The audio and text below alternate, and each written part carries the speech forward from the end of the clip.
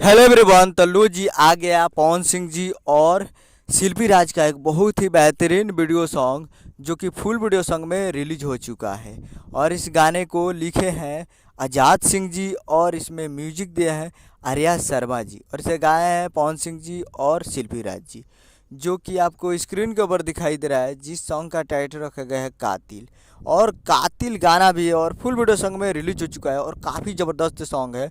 और आज 18 तारीख को सुबह सुबह सुबह ये फुल वीडियो सॉन्ग को रिलीज कर दिया गया है। तो फुल वीडियो सॉन्ग आ चुका है आज 18 तारीख को, कातिल। तो इसे अभी तक आप नहीं देखे हैं तो आप लोग जाइए और कातिल नज़रिए से इस सॉन्ग को जाकर देखिए और प्यार दीजिए।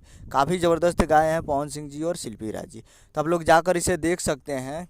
एक number music present Bhojpuri YouTube channel पे, एक number present Bhojpuri YouTube channel पे जाइए और जाकर देखिए। उम्मीद कर रहा हूँ कि वीडियो अच्छा लगा तो चैनल को सब्सक्राइब बेल आइकन प्रेस करें।